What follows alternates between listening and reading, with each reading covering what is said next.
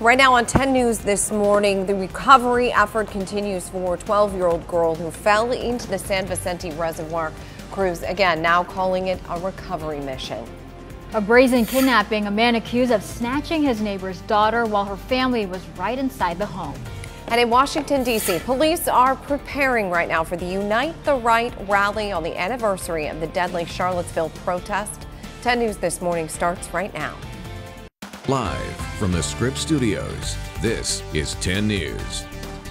Hope you're having a great Sunday, everybody. It's August 12th. We're glad you're here with us. I'm Mary McKenzie. And I'm Melissa Messiha. And right now the sun is up, but we are seeing a bit of a marine layer this morning along the coast. And you can see that there from our satellite and radar. 7:57 on this Sunday morning. There's those overcast skies from one of our weather watchers who took this picture here from Mission Beach. Thank you to David for sending us this photo. Right now, look at here at our current dew point. So the higher the number, the stickier it is. And along our coast, we're seeing La Jolla at 71. So along the coast, it's still feeling, bless you, some muggy conditions this morning on this Sunday. Right now from our downtown sky cam, 77 degrees. Winds coming out of the west-northwest at 3 miles per hour. The sunset tonight at 7:37. So it is going to be another warm day. We are talking about the mid-80s here along the coast for your high. 80 degrees by 5 o'clock tonight in our inland valleys. Lower 90s in many communities, and then 83 degrees by dinner time. A very slight cool down. And I'm talking about a little one is on the way. I will have that in your full weather. Okay, sounds good. Well, we have been watching as at least one boat has just entered the water in a recovery mission for a 12-year-old girl who went missing in the San Vicente Reservoir. 10 News reporter Laura Acevedo live in Lakeside. She's been there all morning. And Laura, we understand firefighters just arrived a short time ago.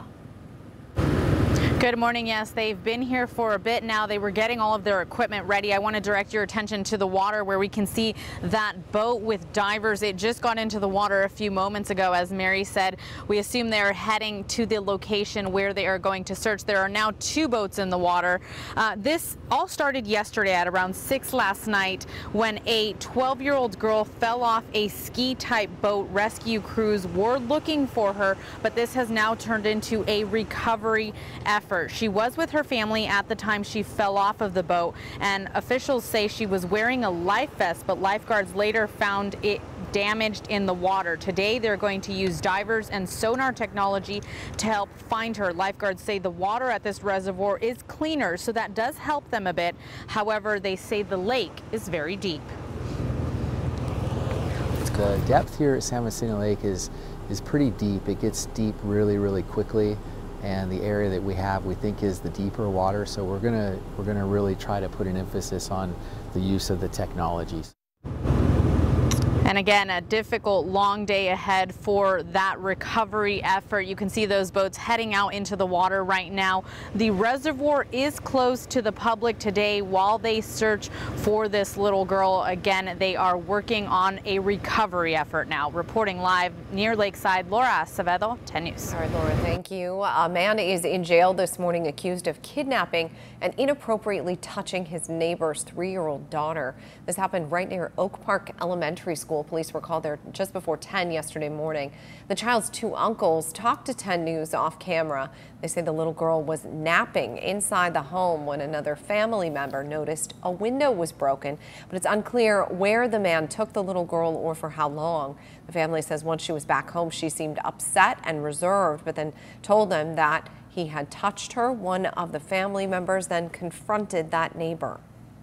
My cousin just went in for the shot, and like with the first shot he made him bleed. Like I think he cracked his nose.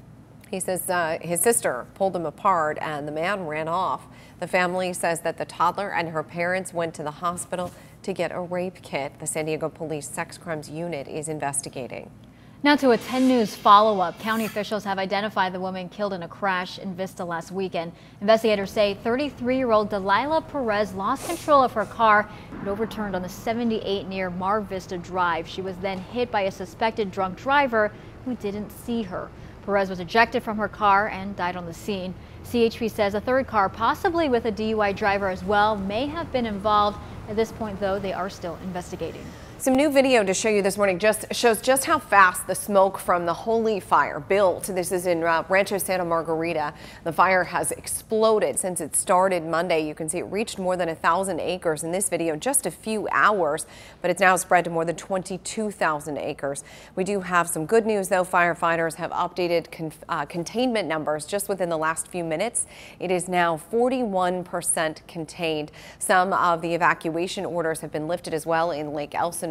More than 7,000 homes, though, still do remain under mandatory evacuation. And by the way, we continually update our website with the very latest details on the Holy Fire. You can see this here, an interactive map that shows evacuation areas. It shows where the flames are burning. So whether we are on the air or not, you can always find that information at 10news.com. Mel? 8:02 in the morning. This is the man who investigators say stole a plane from SeaTac Airport and took it for a joyride before crashing. 29-year-old Richard Russell was a Horizon Airlines ground service agent. This dramatic scene played out in the skies over Seattle. Many people watching from below in disbelief. Russell even performed loops and rolls in the plane. About an hour and a half after takeoff, the plane crashed on a small island about 25 miles away from the airport. No passengers were on board, but Russell did die in that crash. His family, who called him Bebo, said they are heartbroken. It may seem difficult for those watching at home to believe, but Bebo was a warm, compassionate man. It is impossible to encompass who he was in a press release. He was a faithful husband, a loving son, and a good friend. Investigators are trying to figure out why he stole the plane. Russell is being called suicidal. Police in Lancaster trying to figure out how a man got stuck inside a column in a grocery store where he died.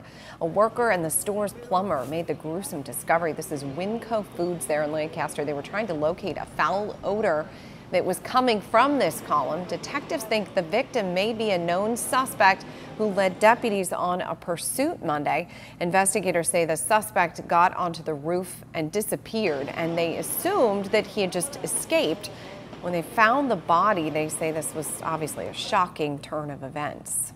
It's been over 100 degrees up here every day. You can imagine being inside that column and just baking.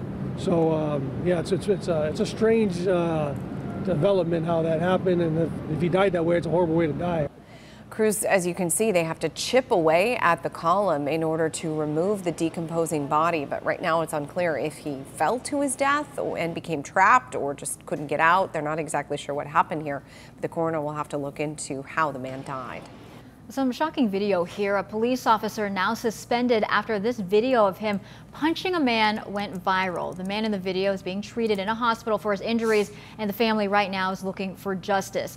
All this happened in Baltimore. Police haven't said what specifically led up to this incident, but you could see one officer punched the man while the other just stood there looking on. They say one officer knew the man and that the situation escalated after he was asked for ID and refused. The man's mentor said he saw the whole thing unfold. It happened so fast, but you know, it was clear. Stevie Wonder could see that this police was definitely over aggressive. Baltimore's mayor released a statement demanding answers and accountability. The police department also released a statement calling the video deeply disturbing. The officer has been with the department a little more than a year. He has since been suspended. An investigation is ongoing. Police say the man was not charged and was released from custody. To a developing story, we'll look live at the White House and specifically across the street from the White House, where protesters and counter-protesters are set to meet in a Unite the Right rally today. It falls on the anniversary of the violent protests that killed 32-year-old Heather Heyer in Charlottesville. President Trump tweeted about it yesterday, saying the riots in Charlottesville a year ago resulted in senseless death and division. We must come together as a nation. I condemn all types of racism and acts of violence. Peace to all Americans. Groups gathered in Charlottesville yesterday afternoon to pay tribute to Heyer, leaving messages at the site where she died. And as the two groups prepare for today's rally outside the White House, the president is finishing his vacation in Bedminster. But the White House and the president himself are responding to his former staffer, Omarosa Manigault. She wrote a book about her time with Trump called Unhinged. Omarosa was Trump's most senior African-American advisor, and in her book calls him a racist and misogynist. The White House has said the book is riddled with lies and false accusations, and Trump yesterday called his former staffer a lowlife. Tomorrow is the first day for San Diego's new fire chief. Colin Stoll is a native San Diegan. He was chosen to lead San Diego Fire Rescue. He spent several decades in the department as a captain and eventually assistant chief. Then he left in 2016 to become the chief of Heartland Fire. He'll be taking over for Brian Fennessy, who left to lead Orange County Fire Authority earlier this year. And happening today, hundreds of people will participate in the Chula Vista Challenge Triathlon at Bayside Park. This is the 8th year for the event. There's competitors of all ages, as young as 6 years old to as old as 79 years young. The race is part of San Diego's Triple Crown. The first wave kicks off at 6:30 this morning, so it just kicked off about an hour and a half ago. Roads in the area will be closed all morning long. And we are dealing with some warm weather here, but nothing like the severe weather that is hitting across the country thanks to Mother Nature. Storms hammering the northeast, dust storms knocking out power in Las Vegas. ABC's Rob Marciano has details. Overnight, a dramatic washout caught on camera as flash floods wreak havoc on parts of the northeast. Oh my God, those cars are completely underwater! In New Jersey, bystanders in shock, capturing the moment dozens of cars from this dealership float away, crashing into each other as they're pushed by rushing waters. Strong storms slamming the region, this house going up in flames after being struck by lightning, this wall collapsing, displacing dozens of residents. And watch as police rescue this bride and her wedding party stuck in rising floodwaters. In New York, the storm rolling in, flooding this highway, and more bad weather in the west. In Las Vegas overnight, heavy rain, wind, and a dust storm warning causing thousands of power outages.